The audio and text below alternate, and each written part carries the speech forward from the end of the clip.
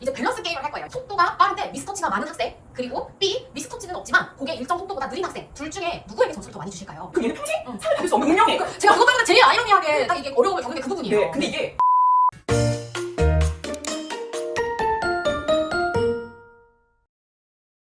자, 두 번째는 저희가 밸런스 게임을 준비를 했는데요. 하루 전에 급조한. 자, 먼저 첫 번째 질문 가겠습니다. 콩쿨에서 A예요. 속도가 빠른데 미스터치가 많은 학생. 그리고 B, 미스터치는 없지만 곡의 일정 속도보다 느린 학생. 둘 중에 누구에게 점수를 더 많이 주실까요? 자, 생각할 시간을 가지시고 하나, 둘, 셋! 와! 통일됐어요. 미스터치가 없지만 일정 속도보다 느리게 연주하는 거를 더 중요하게 생각하시네요. 네. 이유가 있으실까요? 그게 더 어려울 것 같아요. 실제로. 아, 실제로? 네, 정확하게 치면서 정확하게 치는 게 훨씬 어려워요. 보통 알고는 빨리 맞아. 대충 네. 미스터치 내면서 네. 거의 대부분 애들이 그렇게 치거든요. 근데 이제 그거는 쉬운 거고 이제 모든 노트를 다 치면서 그렇지만 템포는 느리지만 그런 아이들한테 저는 점수를 더 주고 있어요. 조금 더 깔끔하게 들릴 것 같기는 하거든요. 네. 미스터치가 많은 것보다. 빨리 그렇죠. 치는 게 더 쉽다는 말씀에 너무 동감해요. 정말 그 학생들은 자기가 빨리 쳐야지만 잘 치는 줄 맞아. 알잖아요. 맞아. 그래서 이걸 학생들이 꼭 알았으면 좋겠어요. 네. 빨리 치는 것보다 천천히, 그지만 그리고- 정확하게 치는 맞아요. 게 더 중요하다. 네. 라고 말씀을 해주셨고, 이거 재밌네요. 자, 두 번째 밸런스 게임. 이거는 저도 되게 궁금했어요. 항상 콩쿨곡을 정할 때 겪는 어려움인데, A, 평균적인 학년에 비해서 어려운 곡을 실수를 하면서 연주하는 학생. B, 이제 학년에 비해서 쉬운 곡을 치지만 완성도 있게 연주하는 학생. 이거 3초 동안 고민할 시간 드릴게요. 3, 2, 1. 우와! 이번에도 의견이 통일되셨어요. 조금 쉬운 곡을 완성도 있게 연주하는 게 중요하다라고 생각하시는 거죠. 네. 이유를 좀 설명해 주실 수 있으실까요?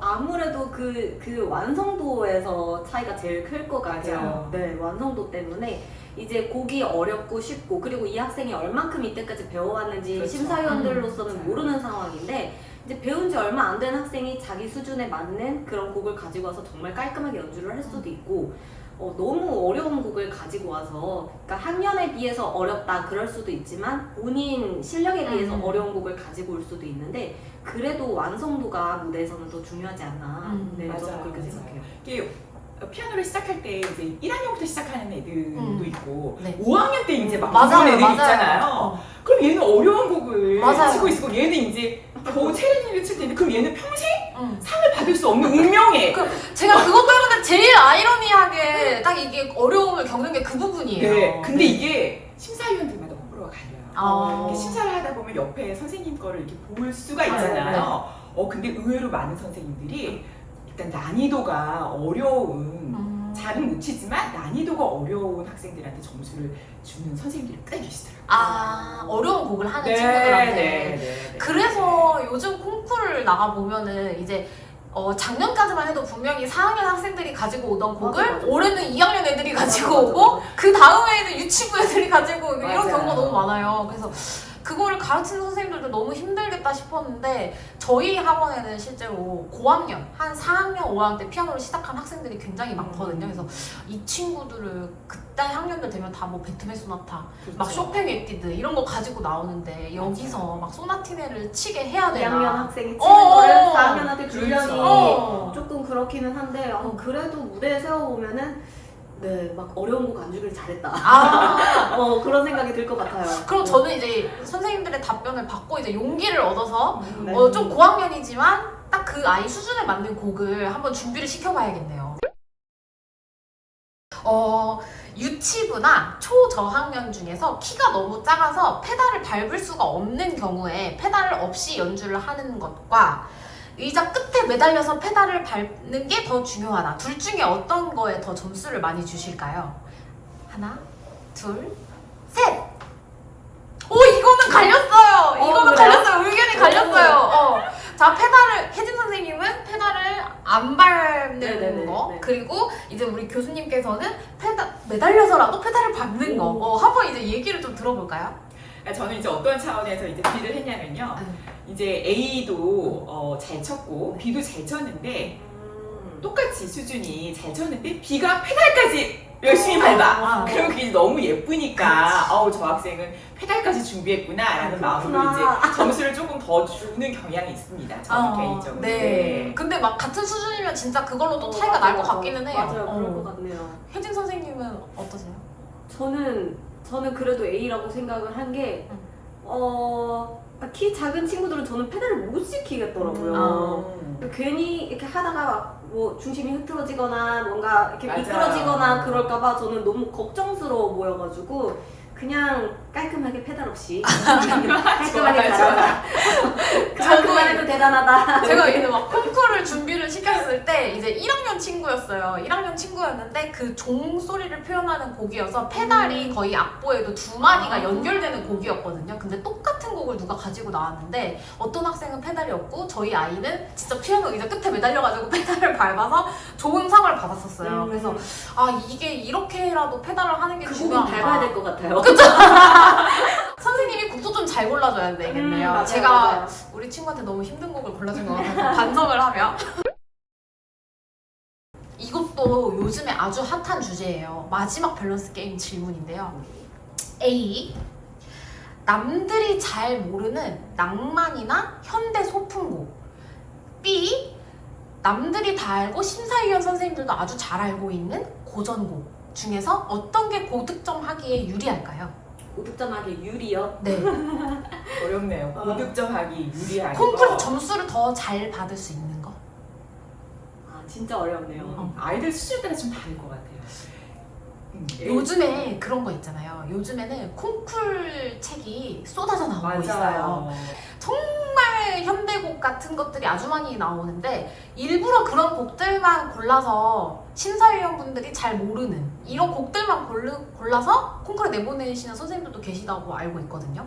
그래서 이런 부분을 조금 고려를 하셨을 때 심사하는 입장에서 어떤 곡이 조금 더 좋으실까요? 어렵네요. 정말 어렵다. 네, 이거는 그럼 5초를 드릴게요. 이건 5초. 5, 4, 3, 2, 1. 들어주세요. B. 고전곡. 이제 다들 알고 있는 곡을 하는 게 좋겠다. 근데 좀 중간? 모르겠어요. 맞아요. 중간? 네, 저도 너무 그래요. 어려워. 네, 그럼 이거에 대해서 한번 이야기를 나눠볼까요, 우리? 그러니까 이제 요즘에 진짜 아까 말씀하셨다시피 현대곡 잘 모르는 곡들 많이 갖고 나와요. 근데 이제 그게 이제 현대곡 그런 거는 페달로 포장되는 게 너무 많아요. 맞아요. 진실을 알 수 없어. 알 수 없어, 알 수 진짜 없어. 실력을. 왜냐면 템포도 굉장히 빠르고 뭐 굉장히 화려하고 맞아요. 그다음에 감춰진 부분이 굉장히 많아요. 근데 거기에 비해서 고전은 잘 치는 애하고 못 치는 애가 요단강을 가르듯이 쫙 갈라집니다. 못 치는 애는 맞아. 고전곡을 잘 칠 수가 없어요. 맞아. 실력이 안 되는 애들은. 맞아. 그래서 정말 잘 치는 애들은 내가 정말 피아노를 잘 친다 그러면 고전곡을 갖고 오면 조금 유리할 것 같고 내가 그 정도는 아니다. 한 중간 정도 된다. 그런 학생들은 고전곡을 괜히 갖고 오는 것보다 그쵸. 조금 화려하고 조금 포장이 현대곡, 되는. 포장이 가능한 곡을 갖고 오면 그래도 괜찮은 점수를 받을 수 있지 않을까 그렇게 생각합니다. 네, 저도 똑같이 생각해요. 그 요즘에 그 많이 연주하는 그런 현대곡 같은 그쵸. 경우가 막상 쳐보면 어렵지 않은데 맞아요. 들었을 때 맞아요. 연주 효과가 좋은 거 맞아요. 연주 효과. 맞아요. 네, 그렇게 들려요. 그래서 학생들이 그렇게 수준이 막 높지는 않더라도 이 곡을 치면은 그럴싸하게 들리거든요. 그래서 이제 점수를 받기에는 조금 좋을 수도 있지만 만약에 고전곡을 정말 잘하는 학생이면 오히려 더 플러스가 되는 그렇죠. 부분이 있어요. 그러면은 일단 선생님들께서 우리 학생의 수준을 정확하게 파악한 뒤에 포장을 해야 그쵸. 되는 맞아요. 학생이냐, 기본기를 자랑해야 되는 학생이냐 이걸 정해야 되겠네요. 네네. 그래서 저희가 준비한 밸런스 게임 질문은 여기까지인데 제가 돌발로 생각해온 질문이 지금 머릿속에 갑자기 떠올랐어요. 질문을 드려도 될까요? 네네. 네, 자, 이거는 피아노 선생님들을 위한 질문인데 A. 내가 잘 가르치는 곡만 주구장창 가르쳐서 대대로 콩쿨곡 하나만 가르치기. 몇 가지. 두 번째, 새로운 곡이 이제 나오면 나올수록 이제 공부하고 직접 연주해보면서 새로운 곡을 가르치는 것도 도전해보기. 둘 중에 하나. 3초 드릴게요. 선생님. 네, 선생님 입장에서. 3, 2, 1, 땡! 에이 이거는 아 너무 정답이었나요? 네. 아 네. 진짜요? 너무 정답이었나요? 공부하셔야죠. 그렇죠. 아니 이게 왜 그러냐면 이게 제가 어디서 듣기로는 학년별로 콩쿨 나가는 곡이 정해져 있대요. 학원. 그 그렇지. 학원은 그 선생님이 그 곡을 지도하시는데 굉장히 뭐 자신감이 있으신가 보다 이런 생각을 했는데 저 같은 경우는 매번 나오는 책 맨날 사서 보고 연주해보고 하는 스타일이라서 아이들이 수상해오는 것도 편차가 조금 이렇게 있거든요. 그래서 이게 참 고민이 많이 됐었는데 공부를 하는 게 맞는 거겠죠? 그렇죠. 아, 그러면 이제 새로운 곡을 공부를 할 때 조금 심사위원처럼 예민하게 좀 공부를 할 수 있는 꿀팁 같은 게 있을까요? 제가 생각하기에는 저도 이제 학생을 가르치다 보면 이제 제가 안 친 곡을 가르칠 때가 있잖아요. 맞아요. 그럴 때는 저는 그거를 제 시험곡인 것처럼 연습합니다. 아, 네. 그리고 이제 페달링이나 이런 거 다이나믹이라든가 이런 것들을 다 제가 공부하고 나서 그다음에 학생들을 가르쳐요. 아. 그래서 제 생각에는 선생님들도 그런 것들이 필요할 것 같아요. 이제 새로운 곡, 이제 여러 가지 곡을 접할 때가 굉장히 많잖아요. 맞아요. 요즘에 곡들이 막 쏟아져 쏟아져 나와요. 나오잖아요. 네, 네. 네. 그래서 그런 곡들을 꼭 그렇게 본인이 직접 완성된 연주를 할 수 있을 때까지 공부를 하셔야 된다고 생각합니다. 네. 와, 멋진 답변 너무 감사하고요. 오늘 이렇게 콩쿨 심사위원으로 활동하고 계신 두 분 선생님을 모시고 이야기를 나눠봤는데요. 우리 서영미 교수님, 에피 유튜브 영상 촬영에 스페셜 게스트로 나와주신 소감 한마디 부탁드려요. 네, 너무 영광이고요. 저 유튜브 촬영 처음인데 불러주셔서 너무 감사합니다. 처음이시라니 믿기지 않게 너무 말씀을 맞아요. 잘하셔가지고. 네, 다음에 또 불러주세요. 아, 좋아요.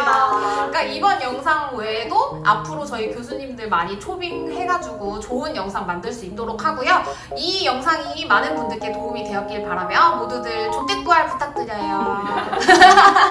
안녕.